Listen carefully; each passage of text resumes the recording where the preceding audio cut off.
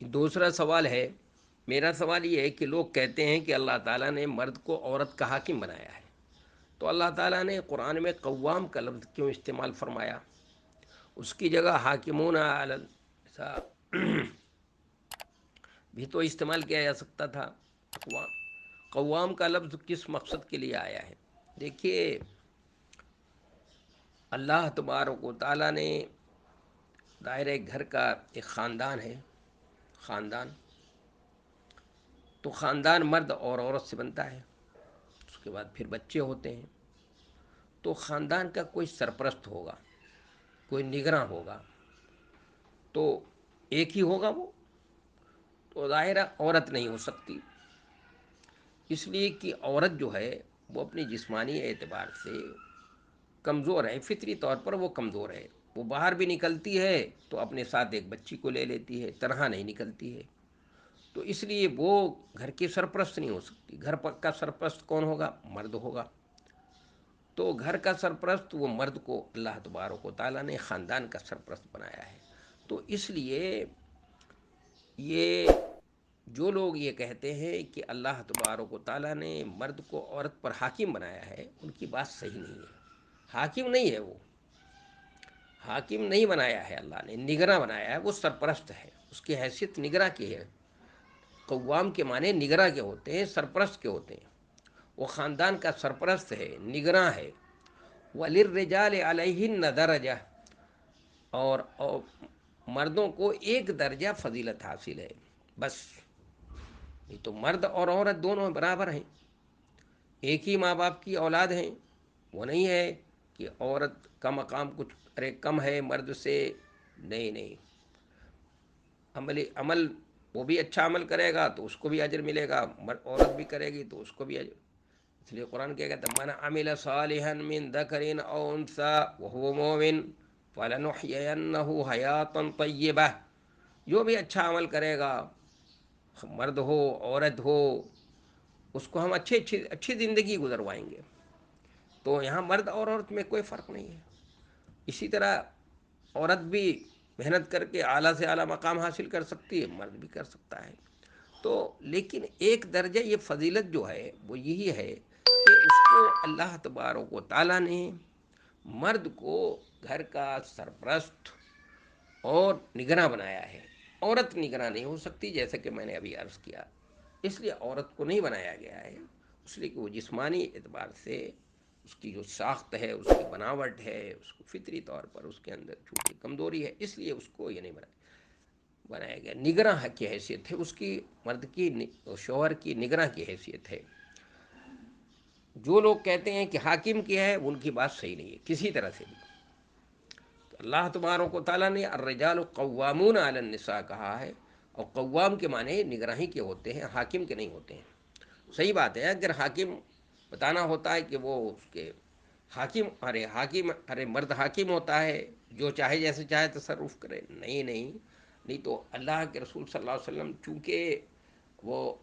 آپ نے یہ فرمایا ہے کہ بھائی تمہارے پاس عورتیں ہیں، انما النساء اوانین عندکم، قیدیوں کے مانند ہیں، سرپرست بنایا ہے نا، تو اس لیے آگے قرآن نے سورہ نساء میں بھی کیا فرمایا، یا ایھا الناس اتقوا ربکم الذی خلقکم من نفس واحدہ وخلق منها زوجها، اسی کے جسم کا حصہ ہے،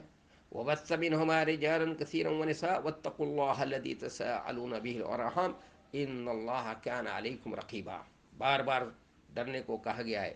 کہ سرپرست ہو رہا ہے، اس کے نگراں ہے، کہیں ذاتی نہ ہونے پائے، اس لیے نبی صلی اللہ علیہ وسلم نے بھی اپنے آخری خطبے میں یہی فرمایا عورتوں کو، استوصوا بالنساء خیرا رفقا بالقواریر، یہ فرمایا آپ نے۔ تو اس لیے یہ سوچنا لوگوں کا کہ مرد حاکم ہے، عورت پر حاکم ہوتا ہے، حاکمانہ اس کی حیثیت حاصل ہے، یہ بات صحیح نہیں ہے، حاکمانہ کوئی حیثیت حاصل نہیں اس کو،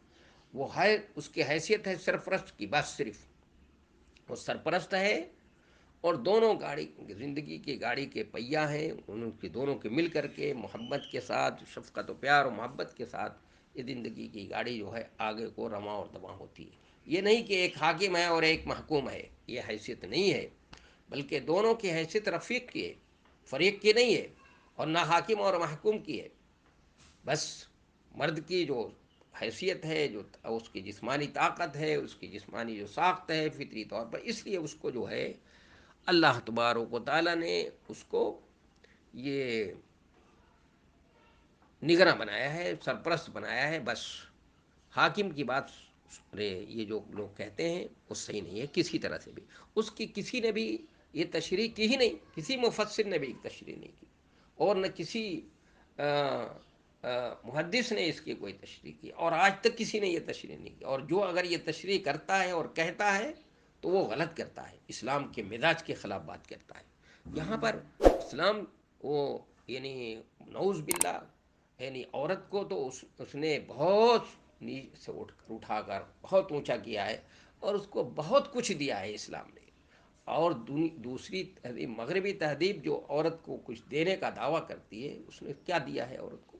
اس نے تو بس عورت کو ننگا کر دیا ہے، بے حیا اور بے شرم کر دیا ہے، اس نے تو بازاروں میں لا کر کھڑا کر دیا ہے۔ اور اسلام، اس نے تو عورت کو ہر حیثیت میں، عورت کی چار حیثیتیں ہیں، یا تو وہ بیٹی کی حیثیت ہے اس کی، یا اس کی بہن کی حیثیت ہے، یا اس کی ماں کی حیثیت ہے، یا اس کی بیوی کی حیثیت ہے۔ یہ چار حیثیتوں میں دیکھیے اسلام نے کیا حق دیا اس کو، عورت کو، تو آپ کو پتہ چلے گا کہ اسلام، اور وہ تو اسلام تو کمزوروں کو سہارا دیتا ہے، یہ کرتا ہے تو، اور اس نے تو حاکم و محکومیت، یہ غلامی اور اس کی دور کو تو ختم کیا ہے اس نے، یعنی اعلان کر کے نہیں، نے ان کے ساتھ اعلیٰ اخلاق سے پیش آ کر، غلام اور بادیوں کا دور تھا، اس کو تو ختم کیا اسلام نے، اور آہستہ آہستہ دیکھیے وہ ختم ہو گیا۔ اس نے نہیں اس پر کہ قطعاً اس طرح نہیں لگا دیا کہ اس کو منع کر دیا ہو، اس کو ختم کر دیا ہو، اس طرح نہیں، بلکہ تعلیمات کے ذریعے سے ان کے ساتھ کہ بھائی نرمی کا معاملہ کیا جائے، غلاموں کو آزادی کرنے کا حکم دیا، اور اس کو کہ یہ ہو کفارے میں بھی ان کے لیے غلام آزاد کر دو، اور مکاتبت کے ذریعے سے بھی کہ ام الولد ہو جائے تو وہ پھر وہ بھی ایسی بھی بادیاں آزاد ہو جاتی ہے، اس کو بیچنا جائز نہیں ہوتا۔ اس طرح سے اسلام نے اس چیز کو ختم کیا، تو وہ کیسے ممکن ہے کہ بھائی شوہر کو نعوذ باللہ قرآن کہہ دے کہ وہ حاکم ہے اور عورت اس کی محکوم ہے، اس کی بادی اور غلام ہے؟ نہیں نہیں، شوہر کیسے اس کا مالک ہو گیا، یہ ہو گیا؟ بھائی مالک نہیں ہے اس کا، وہ اس کی حیثیت سرپرست کی ہے بس، نگراں اور سرپرست کی حیثیت ہے، اور یہی ایک درجہ اس کو یہ فضیلت حاصل ہے، نہیں تو کسی اعتبار سے اس کو کوئی اور فضیلت نہیں حاصل ہے، اتنی بات سمجھ لینی چاہیے۔